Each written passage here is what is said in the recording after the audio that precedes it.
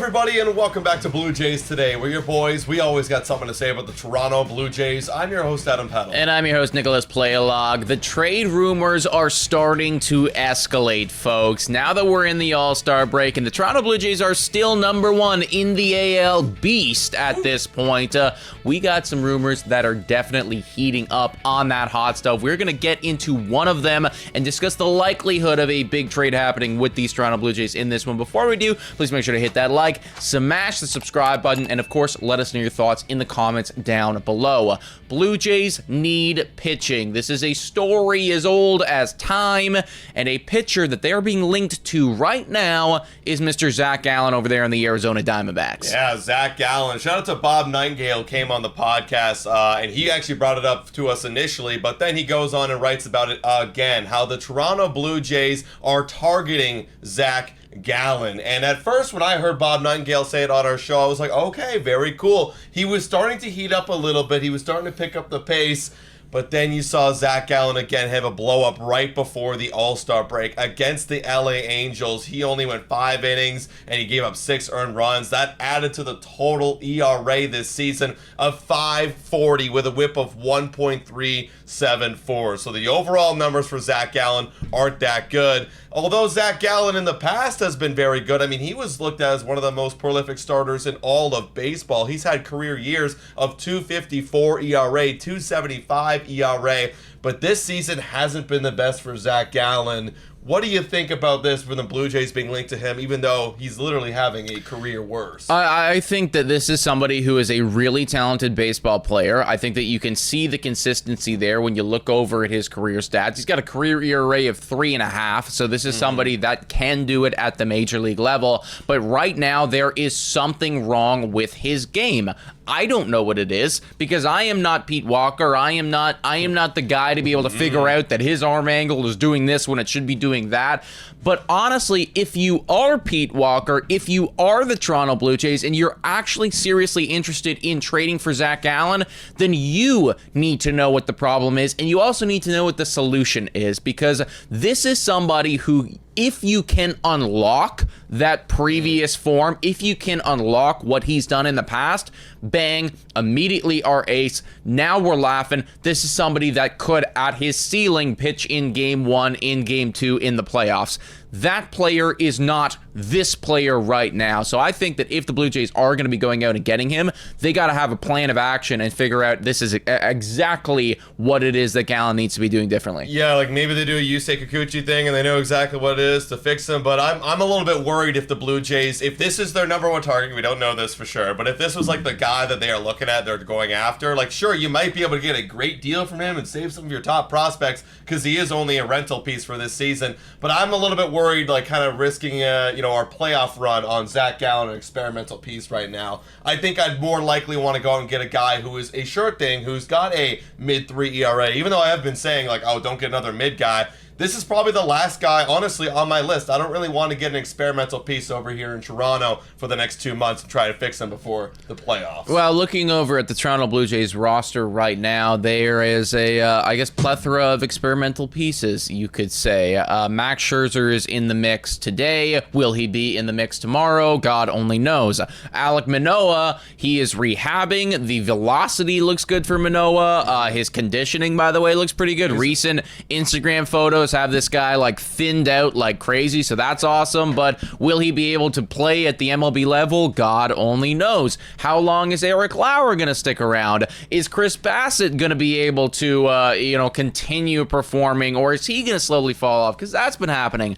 To your point, there are already a ton of question marks in this rotation, and for me, Zac Gallen, I am excited by him. I do think that he could provide something, but I also do tend to agree that, like, if this is the one and only acquisition the Toronto Blue Jays are going to be making this offseason, or like their big move to save the rotation and to bring good pitching back to Toronto, I think you got to be looking in the mirror. You have to know for certain. That's what I mean when I say this. It's like if you make this deal, you have to know for certain that they are going to be able to pull off a Yusei Kikuchi thing like the Astros did and immediately transform and go, okay, stop throwing that, start throwing this, and bang, he's back to what he's doing. But I don't know if they know that or not. Yeah, it's for the same point of why I keep saying that the Blue Jays need to be mortgaging the future in terms of, Namala or Savage. People get on me for that, but it's true. The same reason why I don't want to really trade for Zac Allen as our number one is because this opportunity doesn't come around too often where we've got 55 wins, the most in franchise history before the All-Star break.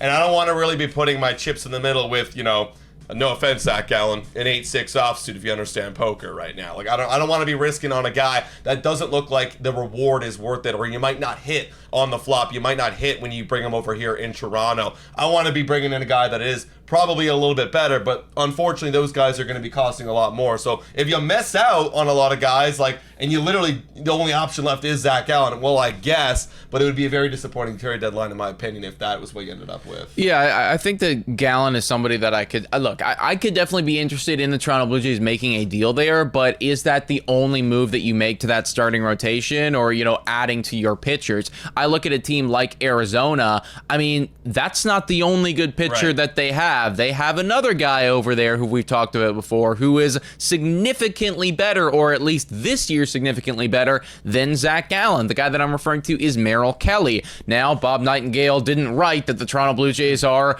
targeting or looking at Mel Kelly. He wrote that they're targeting and looking at Zac Allen, but I would hope that if you're on the phone right now with the Arizona Diamondbacks talking to them about Zac Allen, you've also got to be talking to about the other guy who's got a 2.1 WAR, comparatively speaking to the guy who's got 0 WAR. Right. So, you know what I mean? It's like, obviously, to your point again, if they are really going to be putting their chips in the middle here and going all in, this is somebody that I could get behind much easier, I would say. Oh, yeah, and this guy would be the best pitcher in our rotation. I mean, right now you got Jose Barrios leading the pack. I mean, you could say Eric Lauer, actually. Let's give him some respect. Eric Lauer leading the pack. But looking for a bona fide stud who's done it in the postseason before, who's pitched there, Mel Kelly would be your dude with a almost 3 WAR, 3.34 ERA whip, close to 1. Hey, you're in the same shop. If you're shopping around, there's Zac Gallen, that's this price, but I really want that thing that's a little bit priced more.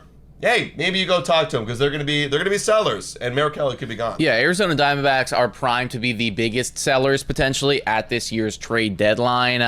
So honestly, if you're in the mix there, if you're already talking to them, if you're already on the phone, then I would also be asking about Mel Kelly. Now, all of this ties together with a player that you brought up recently, Joe Ryan, and the reason that it ties together is because this would be the bona fide ace, and that's what Adam was suggesting when he talked about that in a recent video. However, the Minnesota Twins, right now, this just came out, they are not currently discussing a Joe Ryan trade. Hey guys, time for a quick shout out to the sponsor of this video. Hit your picks and knock it out of the park with Betway. Scan the QR code down below or click the link in the description to join the action. Available in Ontario only, must be 19 years older to participate, and guys, please bet responsibly. Now, back to the content. That was somebody that I could really get behind, trading away some of our top guys, Namala, you Savage, you name it. I'm ready to ship them off for a dude like Joe Ryan. If he is not available, then honestly, Mel Kelly starts to become one of the best alternative options.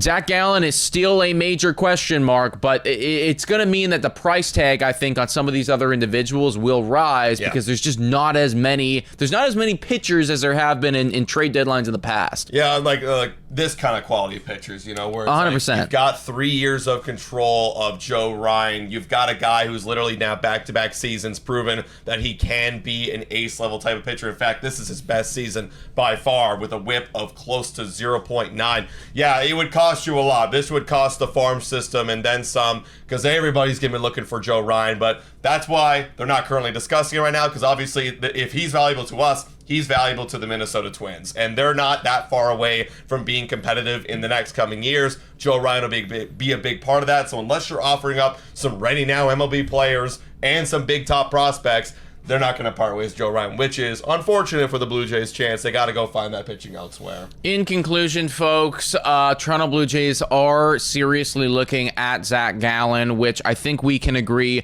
we kind of like him, but would also love to be exploring some other options. Probably, yeah. Also, too, I mean, if you, Zac Gallen, to me, I think I said this a little while ago, would love to target him in the off season. Correct. You know, sign him to that's where you got time to experiment. Exactly. That's where we can fix him. We can figure it out. So if you're trading for him, Pete Walker, you better have a plan. Folks, let us know your thoughts about all this in the comments down below.